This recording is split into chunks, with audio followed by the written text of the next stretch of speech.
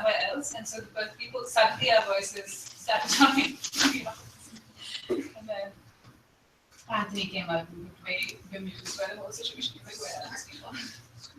So the computer can talk to the speakers in the office? Yeah, from me, I don't know how far, but yeah. No, probably not this distance. Not this far, but I did turn it off. Okay, so is it on? It is on. Okay, so, Their viewers are joining. Okay, and okay. Can Talia hear me if I talk from here? let's see if she just texts the answer to the question. Oh, that would be so fun. Yeah. So I figured out where to put the mic. I don't know if it's on or not. So There's a switch. there's a switch. Can you still see it? Okay. Is it on? I don't know. Can you guys hear? Rachel, can you hear me? Does it sound like the mic is on? Okay. Try that. Can you hear me now? Is that better? Is it loud? Okay. Yeah, turn it up. Okay. Thank you.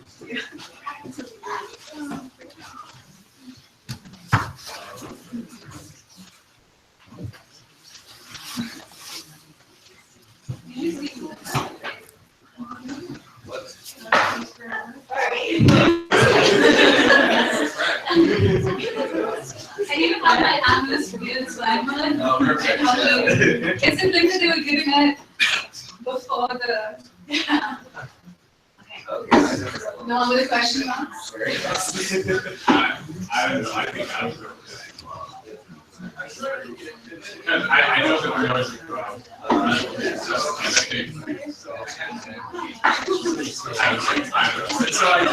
Yeah, Can she go? yeah, and she says hi. Cool. Very nice. This is everything. Hi, people. Sorry for your vexation.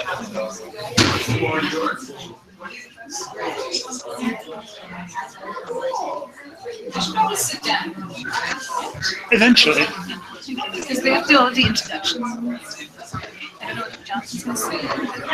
Net streaming it. He lost his charger, so he has 1 hour of batteries. And then he put it in his hat, so he may have found it. It's not quite there. He's put something in his hat.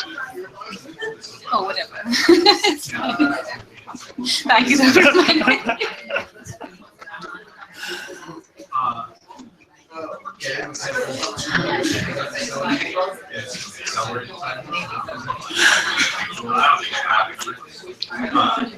And then it could be about 6 months. And then year plus. I'll pick.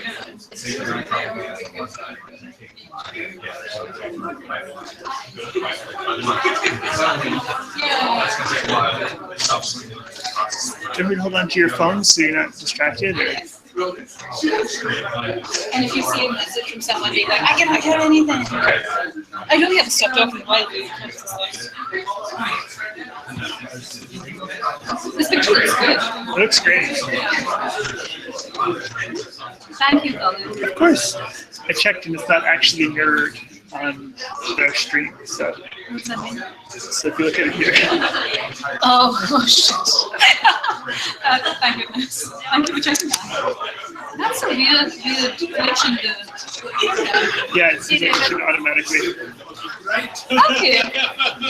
I'm trying very hard to look imposing. Sorry? I'm trying to look imposing. Good. Unfortunately, my ear clogged up last night, Oh. so if I start being like an old man, what did you say? I have a mic on this, hopefully. Or you must tell me if I start talking to you loud. Alright. Problems solved. I'm glad you're here. Though. Yes. You need some of your community to be here. I do need, yeah. There's been a few times. So, And then, yeah. So I think that's enough, and we'll just.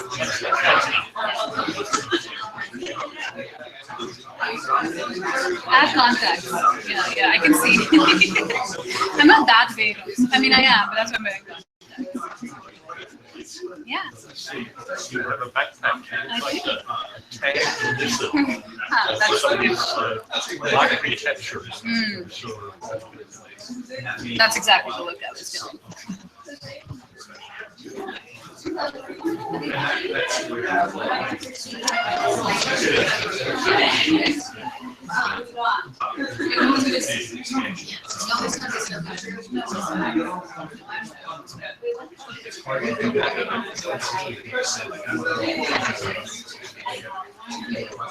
Oh, yeah, actually.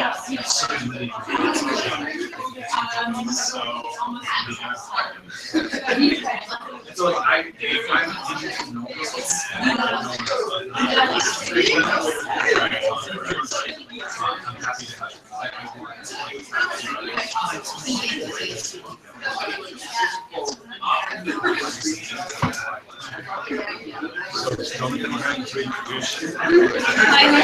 I think so. He's been planning. He's been practicing how to say my name, which is good. That's good. So he's had my first name down for a while, but he didn't know how to say my last name. Kannan. Yeah, it's a tricky one, but I sent him a little voice recording of how I say it. And he's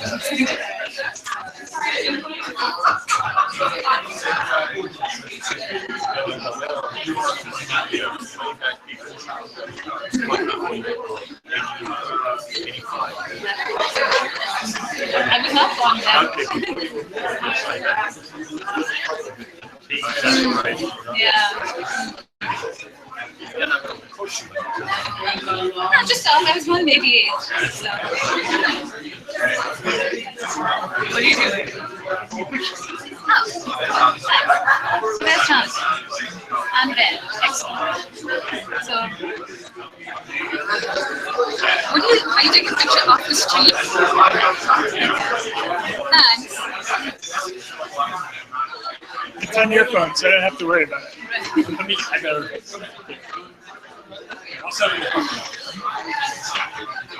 That's streaming. What are we streaming to? The world. My parents. My parents, hopefully, there's no electricity at home, so we're not quite sure how long they're going to watch. Yeah, a few other people watching and stuff. I think my videos are looking. I think my videos are looking.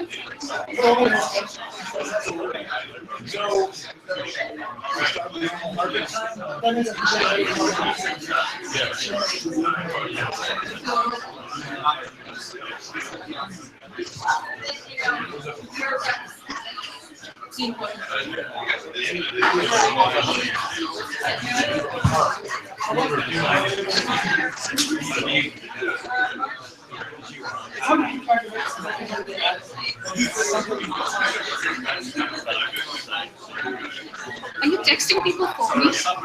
You don't know my password. You can't. No, that is good. We can open it. We've discussed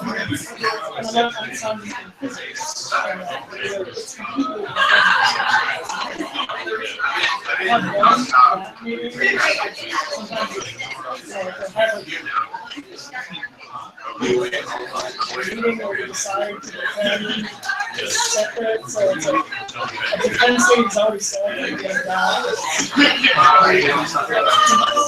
so it's like the research is all done, so we have to have a call.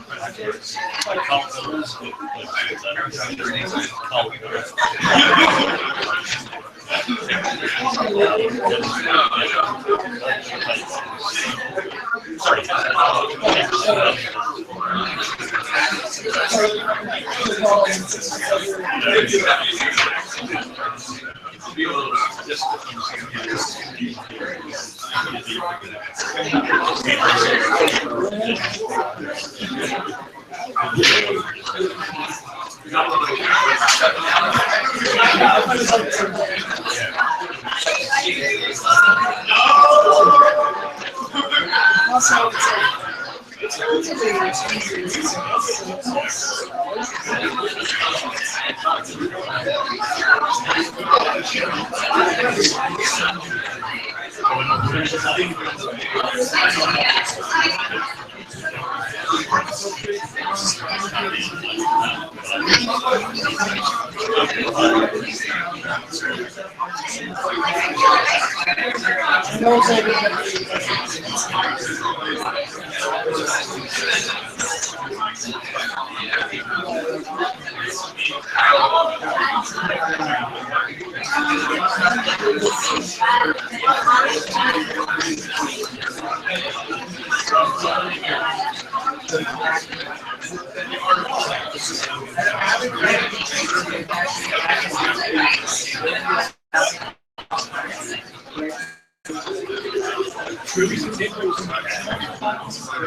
I have one now.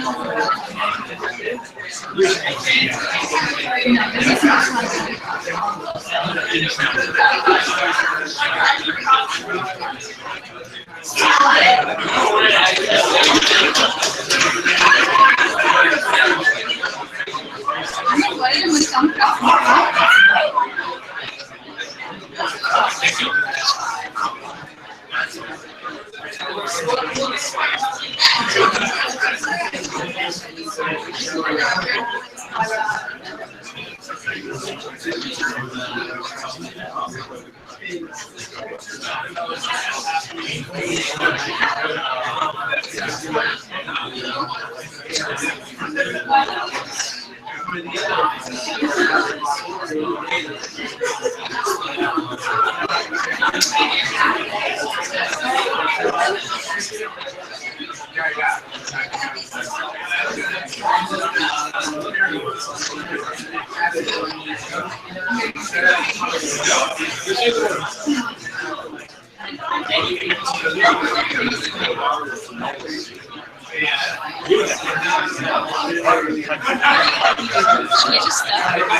Pretty soon.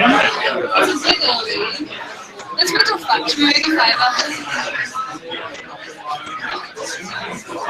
People who are watching, we're waiting till 5 after because Harvard is ridiculous. You told them. We still have a couple of people checking.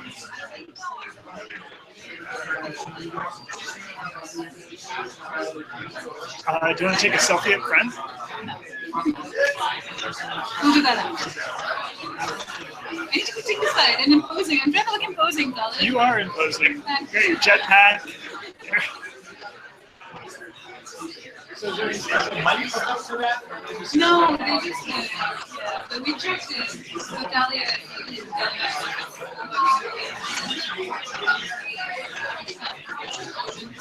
of course, I probably forgot that I could peek everyone could hear me.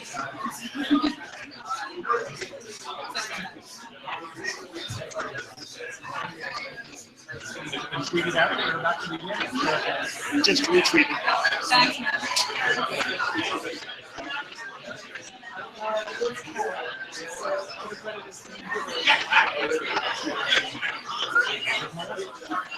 Yeah, it's not. One you gave me. After you could help. No, I think that you should just give me my Yes, that's it. I'm good. Basically. I'm not sure if they've ever been awarded on one day to be something. Wrapping my intro. That's what I'm going.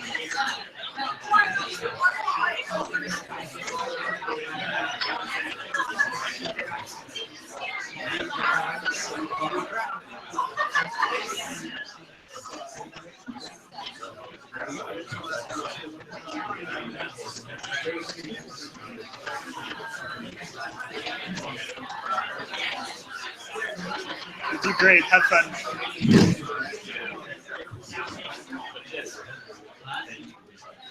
Quiet down. It's time to begin. Hard as it may be to believe, with the weather outside, the Red Sox had opening day on Monday at Fenway Park.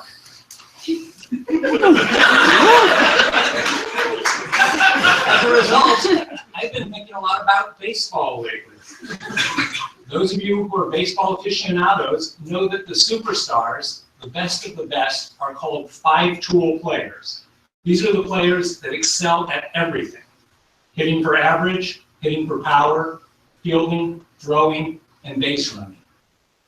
Locals will remember Ted Williams. He was considered one of the best five-tool players of all time. Why am I telling you this? Well, the reason is simple. As I thought about how to introduce Ambika, I realized that she is the graduate student equivalent of a five-tool player, except she does it one better. She's a six-tool graduate student. And I say that because she excels at empirical research, quantitative analysis, theory, science communication, mentoring, and fostering inclusivity. And Ambika does it all.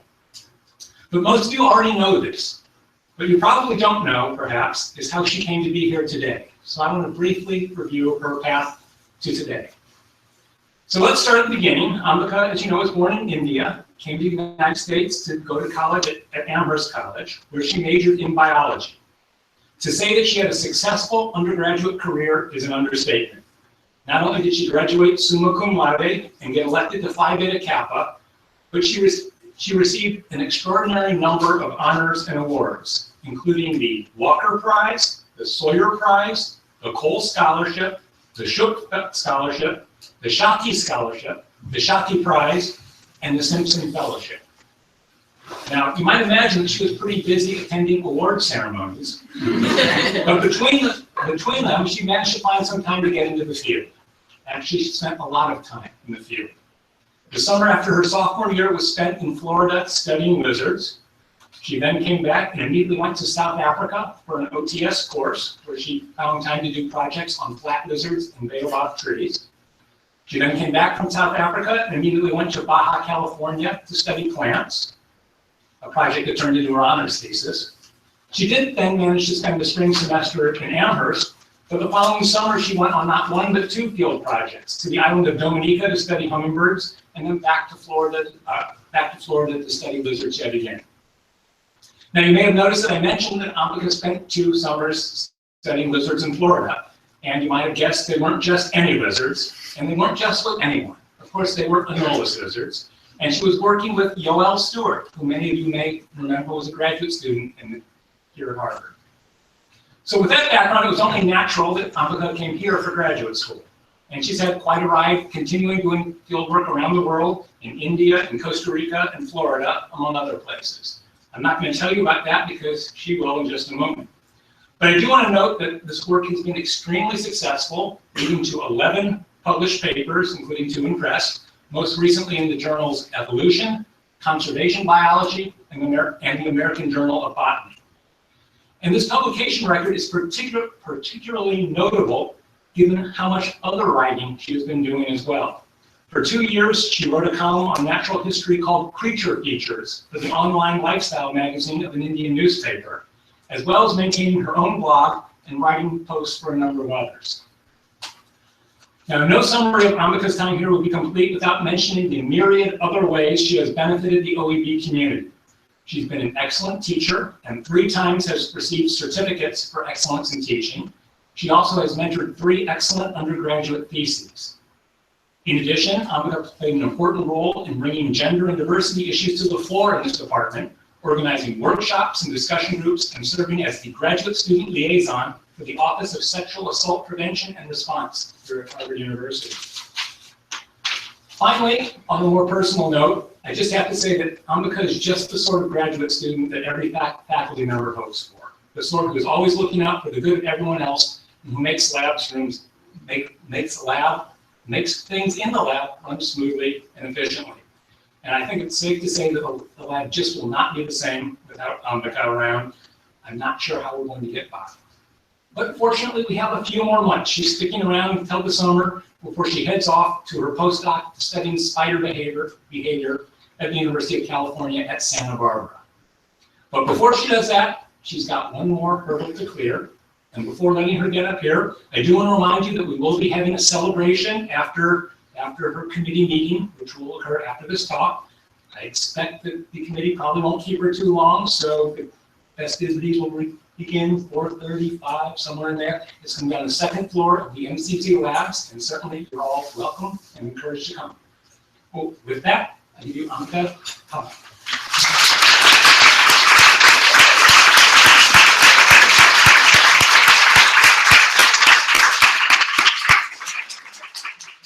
Thank you, Jonathan, for that introduction, and thank you all for coming. Can you hear me at the back? Yeah? Awesome. Okay. So from the very outset of my PhD, I've been interested in questions at the intersection of behavior, ecology, and evolution.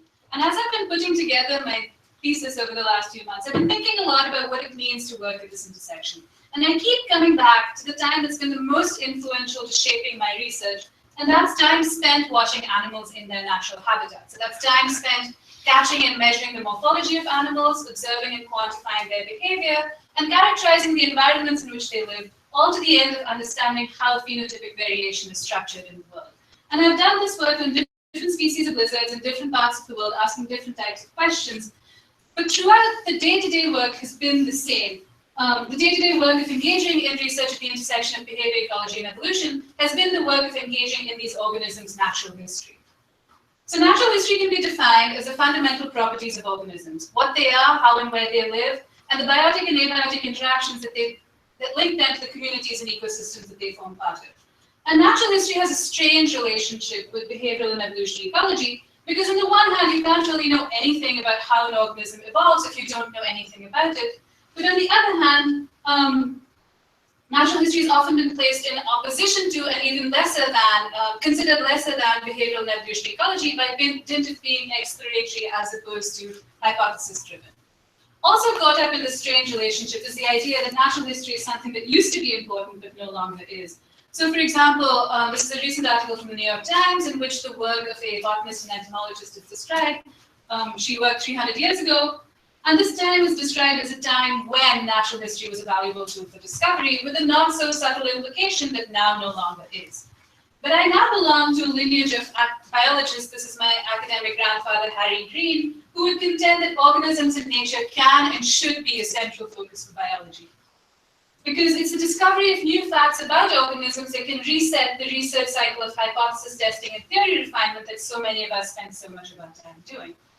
So in this dissertation, I try to make the case that paying attention to natural history really informs how we study the evolution of phenotypic variation. That it's important across population and species scale, it's also important across individuals within a population, and that it's pertinent to questions of both natural selection and sexual selection. In this talk today, I'm going to focus on about 2.5 of these 4 chapters, really tracing for you how it is that paying attention to the lives of the organisms that I work on has shaped the course of my research. So I'm going to start where I started back in 2011, and that's with fan-throated lizards. So fan-throated lizards are small, diurnal, insectivorous lizards in the family of Yamidae. They're found across the drier regions of South Asia. And at the time when I started this research, we knew dramatically little about them. We didn't know, for example, if these different throat fan variants that you see here are different species. We didn't know their geographic extent or the relationship between them. And most intriguingly to me, we knew nothing about how these really charismatic ornaments that they have, these fans out of their throats that they extend and retract to display to one another, we had no idea how they were actually used. And so motivated by this morphological variation, I set about trying to answer 2 questions. My first question was, are morphologically different dewlaps displayed differently? The idea being that if you've got different tools with which to communicate, do you have to communicate differently? And second, I wanted to know what we could tell from quantifying these animals' morphology about the role that sexual selection may have played in shaping this diversification. And so to this end, I sampled from 8 populations across Peninsular India. From each of these populations, I collected data on male and female morphology, as well as data on their display behavior, getting opportunistic videos in the field, and then quantifying things like the number and the length of displays, as well as the use of these various elements, the extensions of the throat fan, changes in body position, head twisting and turning that you're going to see examples of in just now. So this is an example of the white fan variance display. This lizard extends its dewlap and also sort of bounces up and down, changing its body position. And you'll see in a second why this is a relatively short display. So that's about it. Here is an example of an intermediate fan display. Again, it's pretty short. It doesn't have those up and down body position changes that you saw in the previous one. And in contrast, here's the display of the colored fan variant. This is going to go on for much longer, and it has these really intriguing, rapid head twisting behaviors you'll see up there. And there's another one coming up. As beautiful as these things are, studying this particular variant in the field is incredibly annoying, because you wait, and you wait, and you wait, and then every now and then there'll be one of these dramatic displays. It's so much work to see one of them. So that was another head twisting behavior.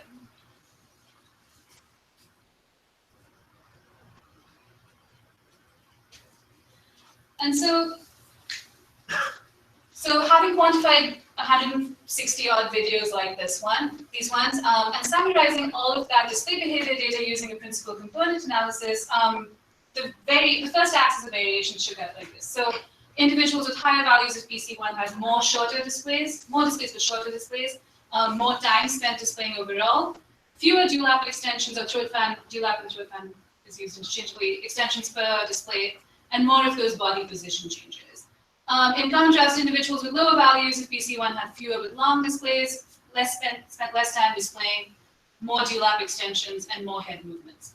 And while individuals from populations of the colored fan variant had relatively low values of this axis, these were significantly lower than values from intermediate and white fan variant populations, suggesting that yes, to some extent, display behavior is related to the size and color of your throat fan, but it's not the whole story, because you've got tremendous variation in ornament morphology within those white and intermediate fan populations that are displaying, at least according to this axis, pretty similarly. This axis though is about 30% of the variation. There's tons more nuance that I'd be happy to talk about later. At the time though, what my interest was more piqued by the idea that sexual selection may have driven this dramatic diversity that we see in throat fan morphology. So right from the outset, the fact that males have this throat fan but females don't suggests that selection must be acting differently in males and females for the origin and maintenance of this ornament. And given that, you can sort of have sexual selection acting in two ways. You can have intersexual selection, where females choose to mate with males that have larger throat fans or more colorful throat fans, and the intensity of this choice varies across populations, leading to the variation that we see. You can also have intrasexual selection, male-male competition, where the size and the color of your throat fan indicates to rival males who you're trying to beat up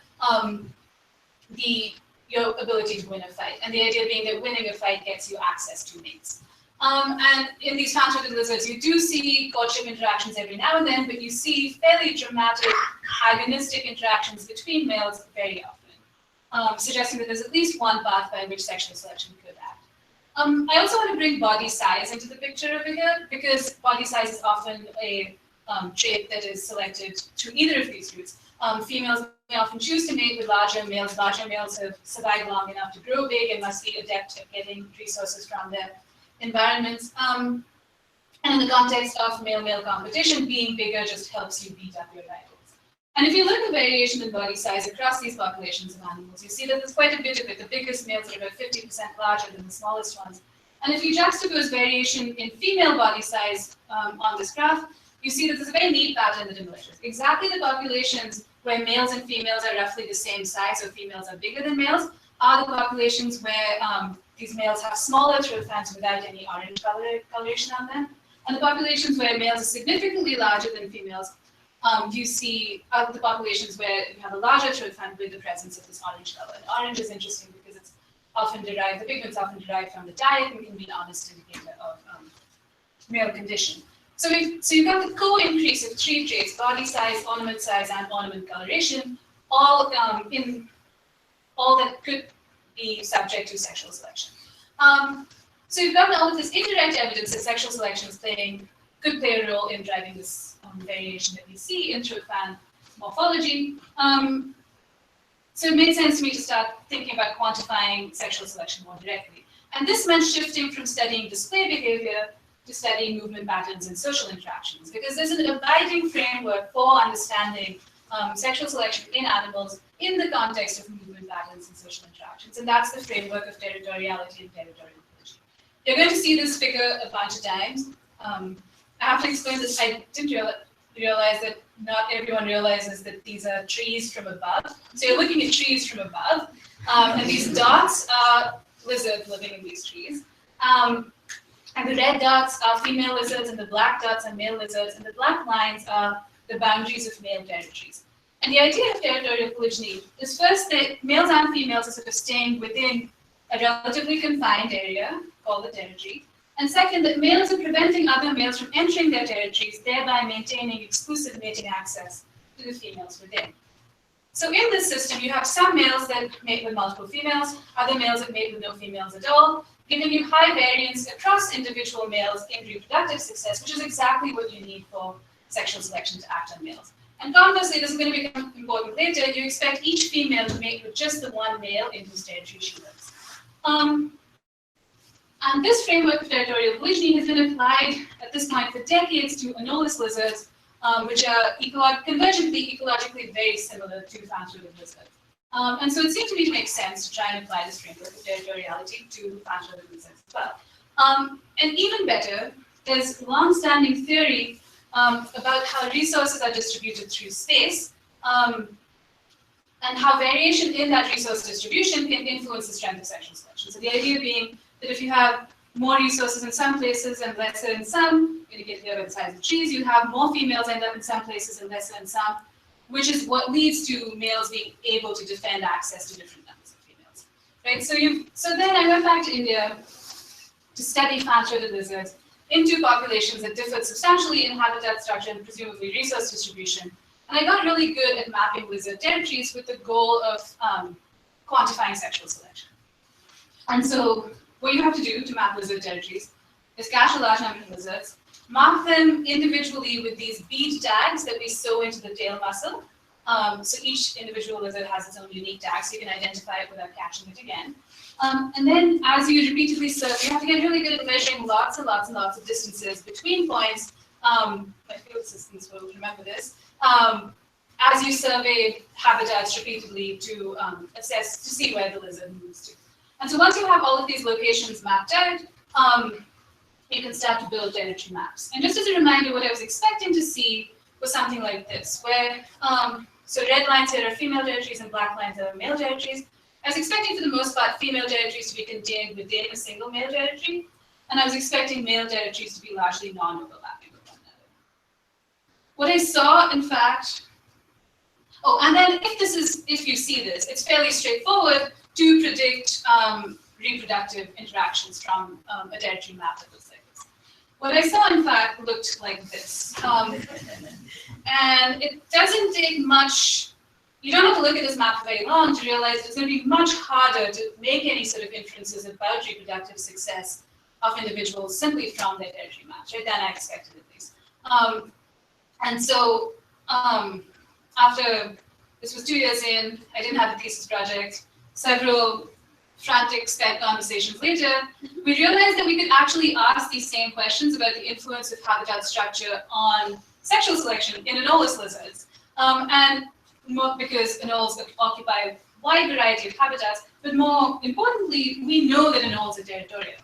And this statement is based on decades of research. It's based on statements like this one, on descriptions like this one from Stan Rand, who said that male and female lizards live together more or less permanently, and the females usually mate with a single male, the male with one or more females that have home ranges within his. So that exact description of territorial polygyny that I gave you a little while ago. Judy Stamps went one step further.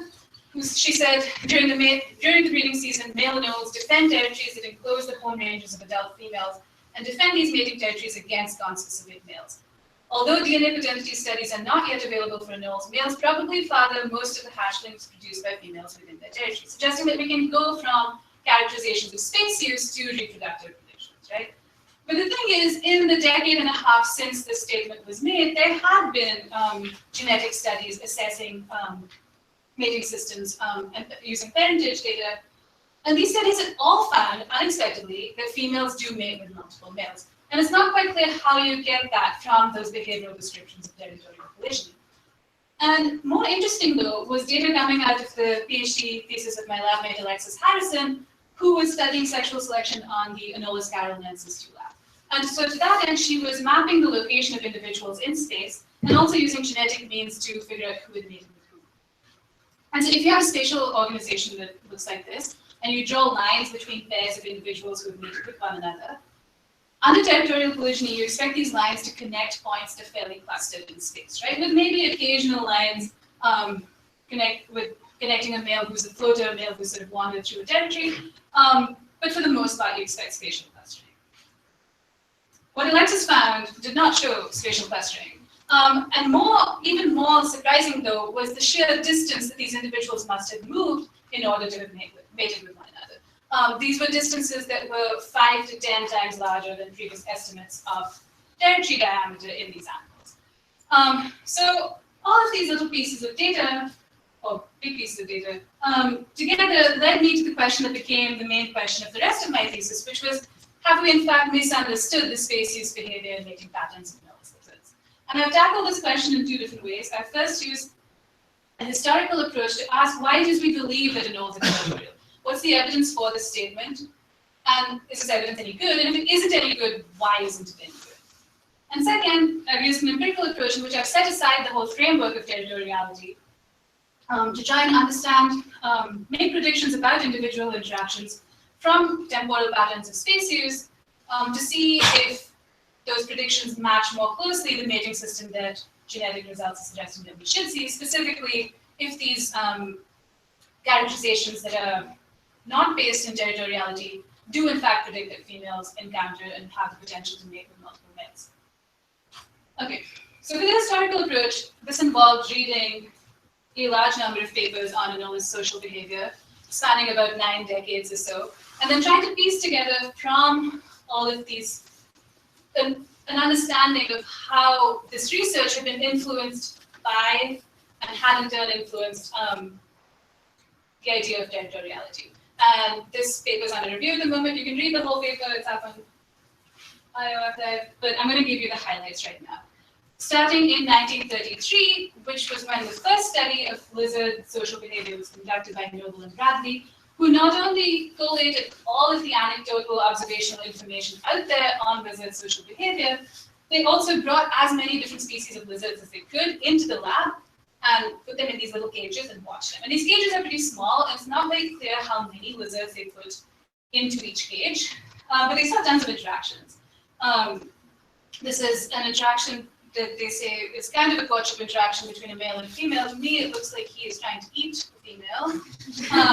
We don't know what happened in this instance. But weirdly to them and to us, almost half of the interactions, the mating interactions that they saw actually took place between males. And this was surprising to them because the anecdotal and observational data from the field did not suggest that males mate with one another in the field. So they were like, okay, males are mating with one another in the lab. They're not mating with one another in the field. There must be something stopping males from mating with one another in the field. And we also know that males fight, so that something must be the maintenance of exclusive territories. So that was the logic, the very first logic for saying that anoles are territorial. In subsequent studies from the same authors, they changed the conditions in which they did these observations, making them larger. They stopped seeing quite as much male-male mating. But even so, these cages were still at most about 5 meters by 5 meters, necessarily constraining the extent of movement that you can see and bringing about social interactions that animals could have escaped in nature. So all inferences of territoriality, which were still made, were indirect inferences. There were studies conducted in the field as well at the time. This is a perspective sketch of the field site of from this first study, conducted by Evans on Anolis sagria in Cuba. And after watching them for about a month, he concluded that Anolis sagria exhibits a strong urge to select and defend a definite circumscribed territory. But the great thing about 1938 is you could do whatever you wanted in a paper. And so Evans actually really fortuitously put all of his field notes into this paper. So they're all there, all the data. So you can look at the data and see what this claim was based on. And it's based on an average of 3 observations per individual in a place. Which is, I mean, the methods he used are exactly the same methods that I still use, but seeing an individual 3 times in one place is not, on average, is not necessarily a lot of data on which to conclude with such certainty that they defend definite circumscribed territories. So basically, from this first decade or so of research, there was a mismatch between how strongly the idea, it was concluded that anoles are territorial and the actual amount of data and the sort of nature of the data supporting that. Nonetheless, this idea that anoles are territorial reverberated through decades of research to come, and I'm going to argue that it really influenced how that research ended up being conducted. To understand that, we're going to have to go back to the basics of how you map territory. So just to remind you, you catch a bunch of individuals, you mark them uniquely, repeatedly survey the habitat in which you see them, quantify their locations, and use those locations to make a map. So you basically have three choices when you're designing a study like this. You decide how big of an area you're going to sample over, you decide how long you're going to sample for, and you decide which individuals get included in your data set and which ones don't. This usually boils down to which individuals you have lots of observations for and which ones don't have observations for. And I'm going to suggest that each of these choices can turn out really differently if you go in assuming that the thing that you're studying is territorial versus if you don't make that assumption. So first thinking about the use of space. So if your animal is territorial and you have a certain sampling area, basically the hope is that the extent of this animal's movement is contained well within your sampling area, right? And if an animal has a relatively small territory, this sampling area is a perfectly reasonable one to have. But if, in contrast, your animals are not territorial and they move over longer distances, then that same sampling area starts to look relatively a lot smaller, right? And the individuals then for whom you end up collecting the most data are exactly those individuals who stay within relatively confined spaces, even if this population has all of these other individuals that move over much longer distances. Those are not only going to be individuals for whom you don't get as much data, even if you do get a lot of data for them, you're not going to observe the full extent of their movement because it's outside of your sampling area. Similarly, for sampling duration, if you assume territoriality, the idea here is that you watch your animals for a while, they do things, and then you stop watching them, they keep doing the same things, right? They're having the same interactions, moving over the same areas. But if in fact this temporal scale of these lizards' movements is longer than your sampling duration, what you'll end up seeing is a bunch of behaviors, and then you stop sampling, and then they go on to move in certain ways and have interactions that you simply would not have been able to predict from your initial sampling, right? And I'm making a big deal about this because this was really a common thing in a lot of research on analysis. It's this limitation in sampling area and duration. So this, for example, is an important paper on Anolis carolinensis spatial and breeding relationships, in which the authors observed a batch of trees. Each patch was about 3 to 6 meters wide, so not very large. And they observed each patch for 8 days before moving to the next patch, 8 days out of a months-long breeding season. But on the basis of these data, still concluded that females defend small resource-based territories and males compete to defend as many female home ranges as possible, without really recognizing that with this sort of sampling, you're not going to see very much. You're not going to see very much else. But I do want to emphasize that if you go in thinking that your animal is territorial, then these are perfectly reasonable sampling decisions to make. Right? Because if you know your animal's not going to move over bigger areas, then why watch over bigger areas? And if you know that they're not going to change their behavior over time, then why watch for longer? These sorts of choices influenced by this implicit notion of territoriality also become important when you're thinking about how you analyze your data. So this is an example, again, it's an influential paper on mapping home ranges in 4 species of anoles in Bahamas, in which the authors chose, in quantifying home ranges, excluded the 10 percentage points furthest from the geometric center. So if you have an animal that moves like this, the home range that you would estimate for him would look like this, which is perfectly fine if what you're interested in is where this animal spends most of its time. But if you're interested in making predictions about reproductive interactions from this space-use behavior, it matters a whole lot that you went to that other tree, because what if it's a female in that tree? What if you made it with that female in the tree, right? So you're basically, in choosing to analyze your data this way, you're making assumptions about, you're assuming that reproductively important interactions all take place within the confines of this area where the lizard spends most of its time, which means that you then can't use your results to make inferences about where those reproductively important interactions take place. These sorts of assumptions also creep in choosing in relation to the idea that males maintain exclusive territories. So this is a study of anomalous gamenae, in which Bob Rivers categorizes males as big males and small males. And he had seen males from both size classes mating with females, but still he focused his attention on bigger males. And in doing so, this is from the paper, he says, okay, he's watching a bigger male, and if this happened several times, the large tree that had the large male in it was also known to be occupied by a small adult male. Both males were excluded from the data since too few data were available to partition the tree between them in estimations of territory size. Which means that from these results, you cannot say anything about the maintenance of exclusive territories because you've thrown away exactly those data that are showing you that they don't maintain exclusive territories, right? So after reading these 106 papers, I spent a little bit of time wallowing in despair, because this definition that I thought was a fairly widely accepted definition of territoriality as a defense of an exclusive area and a fixed spatial location was not actually the definition that anyone seemed to be operating under, and moreover, there was no consistent definition of territoriality. There was all sorts of variation, both this idea that lizards stay in the same place and that they maintain exclusive areas, that was not really being considered in thinking about their reproductive interactions. But okay, after I stopped wallowing though, it became clear that what I could focus on instead were the concepts that were important in this definition of territoriality and the companion definition of territorial pollution. And there's sort of two concepts. First is the idea that individual interactions are important. And second is the idea that quantifying space use behavior through time is going to be important to understanding mating systems. And even though these have traditionally been thought of under this umbrella of territorial polygyny, you don't have to think of things this way. Under that umbrella, you can just sort of think about how you can instead focus on quantifying. What I decided to do was focus on quantifying temporal patterns of space use and seeing what I could say, predict from those about interactions between them. So I did this empirical work in the Brown and all. We're trying to rebrand it, those of us that work on it. It's a festive and all, so that's what we're calling it from now on.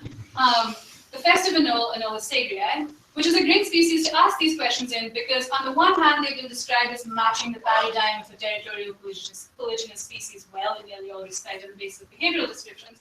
But they're also thought to be one of the most promiscuous amnioinvertebrate studied to date, which is a clear mismatch between the behavioral and genetic descriptions of these animals, warranting a return to understanding their behavior without this framework of territoriality.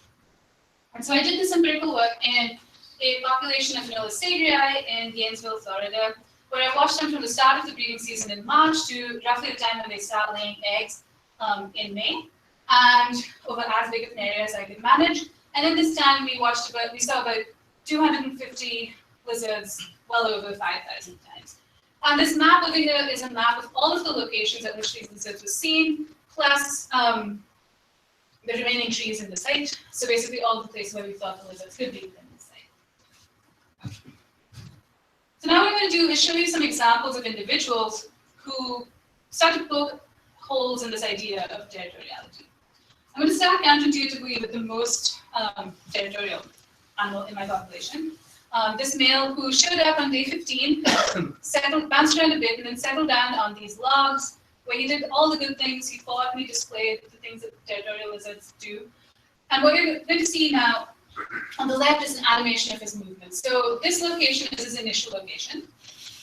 The circle is a 10-meter diameter circle drawn around that initial location. The area of this circle is much bigger, is a bit bigger than all previous estimates of territory size in this species. So the idea being that if these lizards were territorial from the get-go, they would remain within this area, right? And then as the days pass through, you're going to see this location. So he didn't stay here, but he did eventually settle down into an area that would be contained within a circle of that size, which could well be described as his territory.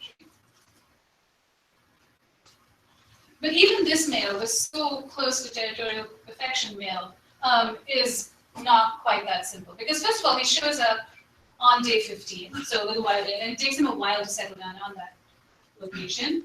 But he's the biggest, he is one of the biggest males in the population. So not an individual who you expect to be moving around in search of a territory. You expect the biggest males to have territories and maintain territories already. Second, the locations at which he was found had a large number of females at them, but also had a large number of males observed more than a few times, suggesting he wasn't necessarily doing a great job of maintaining exclusive access to the areas that he was found in. A more stark example of non-exclusivity is that male who we just saw down there, who's sitting in the same tree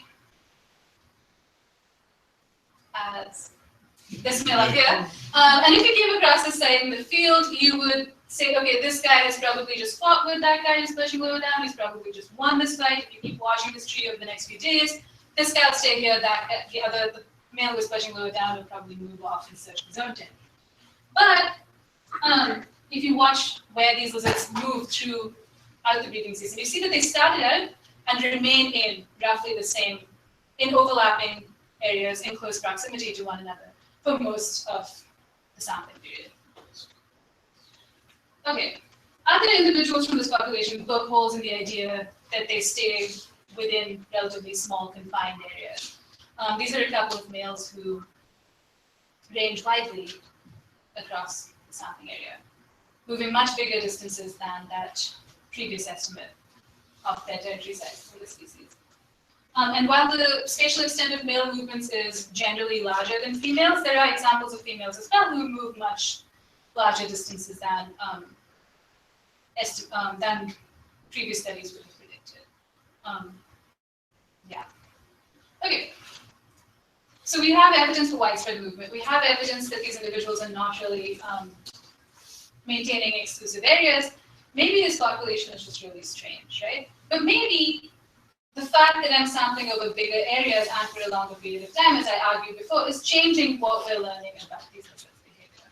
And so to look at that, what you can do is I use the most simple metric that you can to assess, to predict interactions, and that is just to map out a minimum convex polygon surrounding all of the locations at which a lizard was seen, and looking at the overlap between males and females, just sort of get a sense of, okay, based on this overlap, how many males do females have the potential to interact with, and how many females males have the potential to interact with. And then I can also subsample from my data to match the sort of the median sampling of previous studies, and repeat the same process to see whether that gives us different results. And you can subsample in time as well, again matching the median duration from previous studies. So if you do this with the whole data set, you see that on average, a female polygon overlaps with that of 11 males. The average male polygon overlaps with that of 6.5 females. So these are a lot more interactions than you expect based on that map of territorial polygyny that you saw way back. But when you limit in space or time, these numbers plummet to numbers that are much more similar to what you'd expect, much fewer interactions between males and females. Suggesting really that the extent of sampling through both space and time can really change the nature of interactions that you might observe or predict to infer from in data. But this purely spatial overlap method of assessing interactions is not very satisfying, because to interact with another individual, you have to be in the same place at the same time, right? And that's not taken into account in this sort of spatial overlap method. These two males, for example, you'd expect them to interact a lot based on just the extent of overlap between these polygons. But if you look at where these lizards are through time, you'll see that even though they're traversing much of the same area, they're not really in the same place at the same time.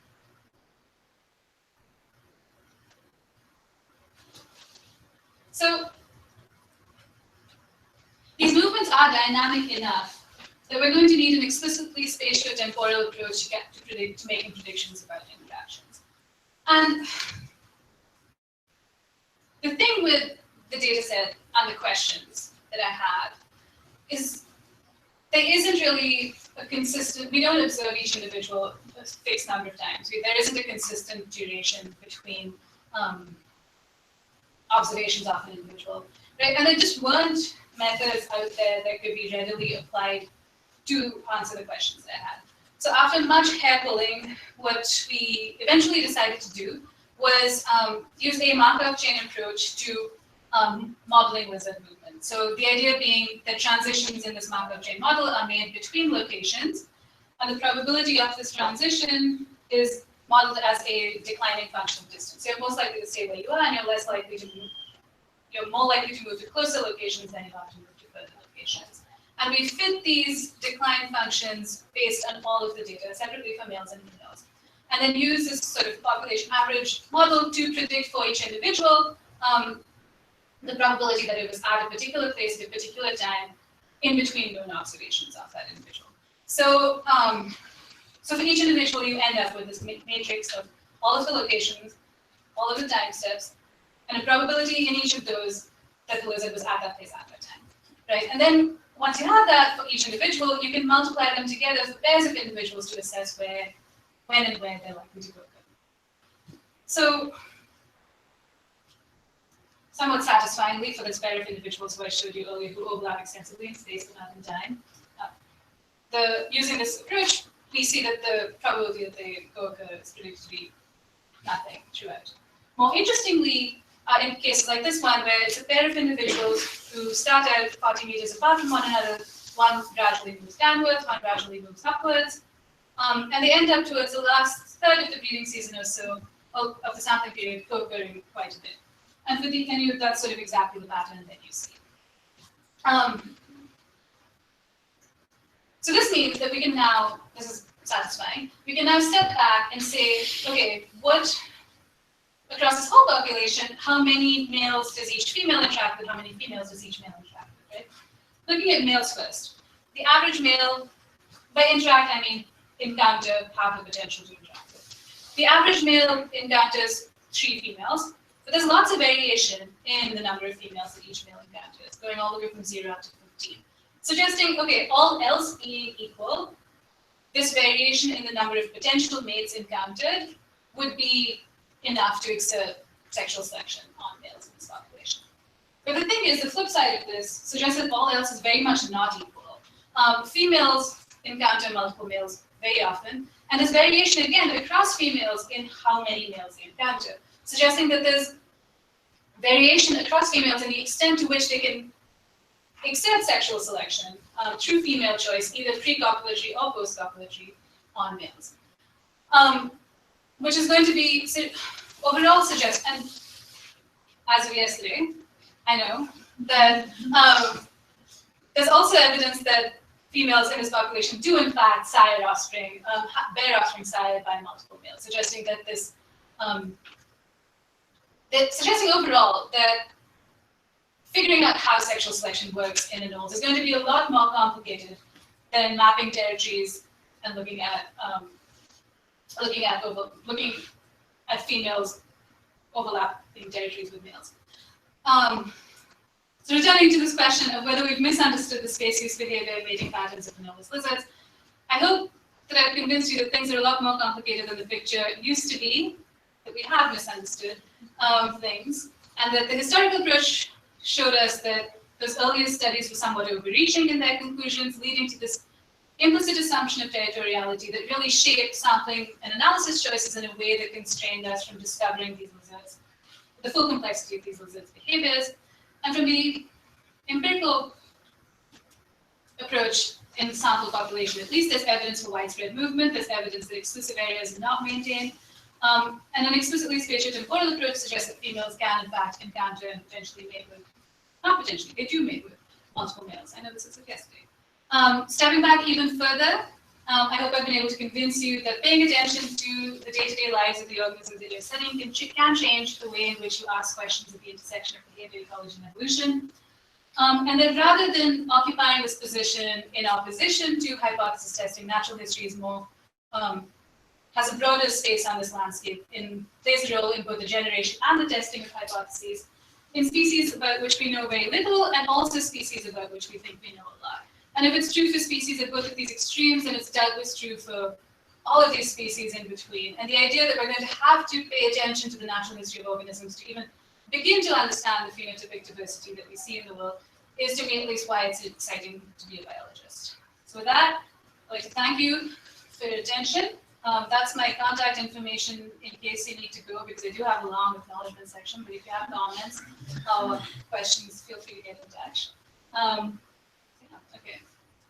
I'd like to start by thanking all of the sources of funding that have supported me in my work, especially the Rufus P. Kellogg Fellowship that paid my stipend for 3 years and that we do field work during the semester.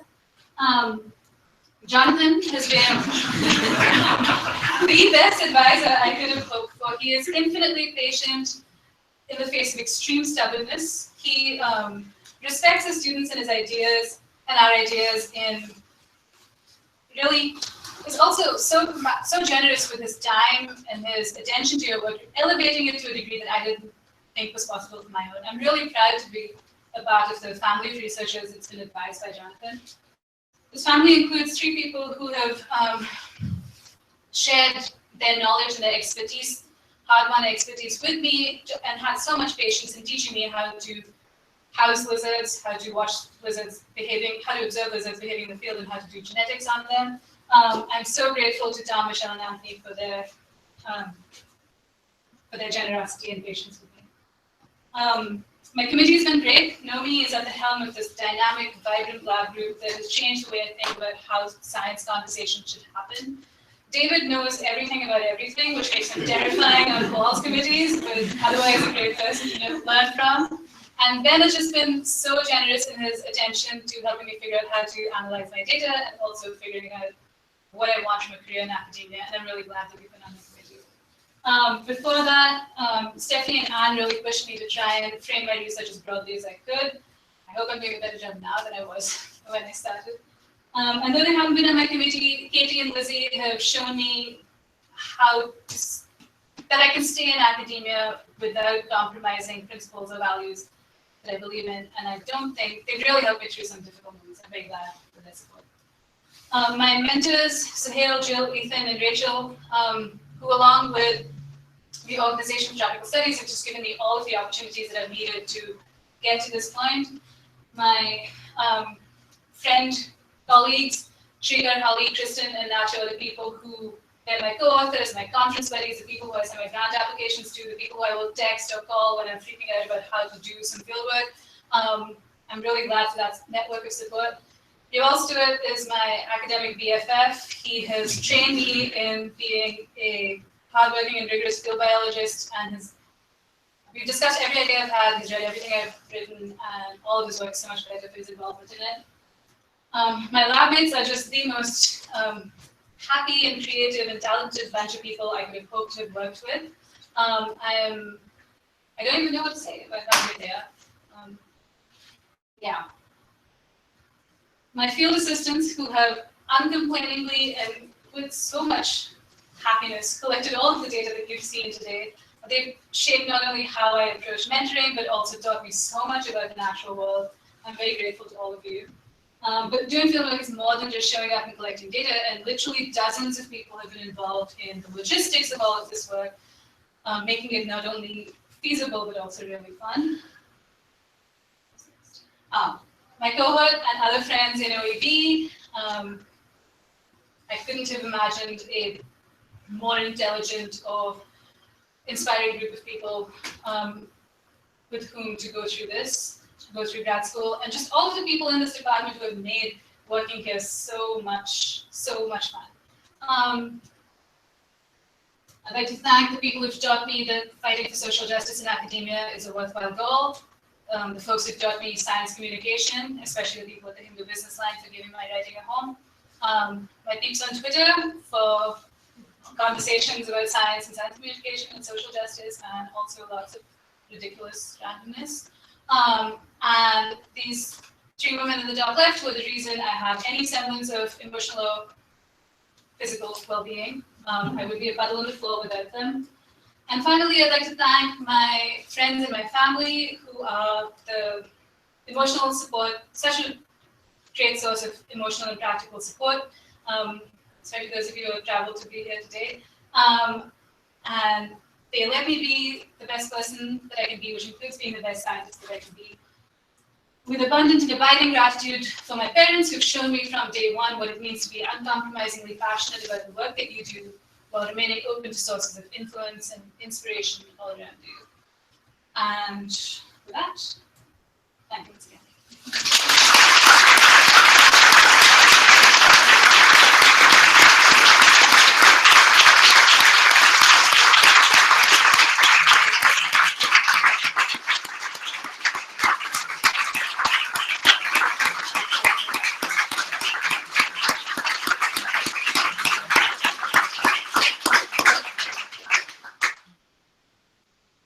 Ambika would be delighted to answer a few questions.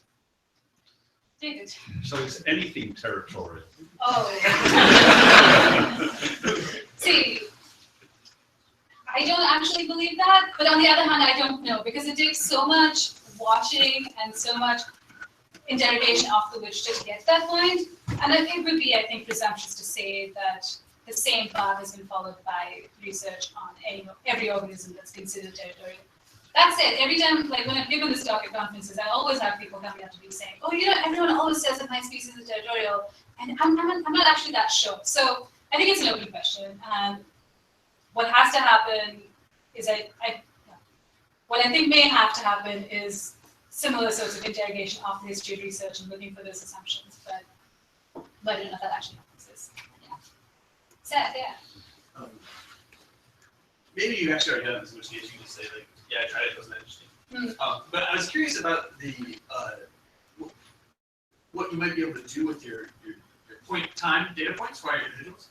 Whether it's possible to either model or test medium or long range interactions by looking at, either modeling explicitly or just asking for looking at the distribution of probability of movements contingent on certain arrangements. Like if you're crowded, or if you're near males, or if females are near someone who've already mated, like it seems like there's this giant list of things you could ask about interactions that don't rely on explicit overlap in space. And especially since we know they can see each other from a distance. What sort of fruit there might be without forcing you to go back to the field, whether there's other sorts of things you could ask and test about your critters. If someone paid me to go back to school, I'd happily do that. Yeah, so I think I've only just gotten a handle of how to look at these data in a way that, so yeah, those are all questions that I still have to think about whether or not I can answer. One thing that would be super interesting is like crowding on day one, probability of a long distance movement the next day, right? Or probability of a long distance movement into a crowded area, stuff like that. I feel like I don't see any reason why I couldn't do that. I just haven't gotten around to it. And it would be, I also think, like, eventually, though, this is going to have to happen in some sort of arena experimental context where we can sort of block off the extent of visual interactions that can or can't. I'm just hoping that one of that group of lab pictures, that someone gets a job at one of those like large universities in the south so we can get a football field somewhere. Big arenas in which we can test all this stuff, but that's what I'm counting on. Yeah. Ben.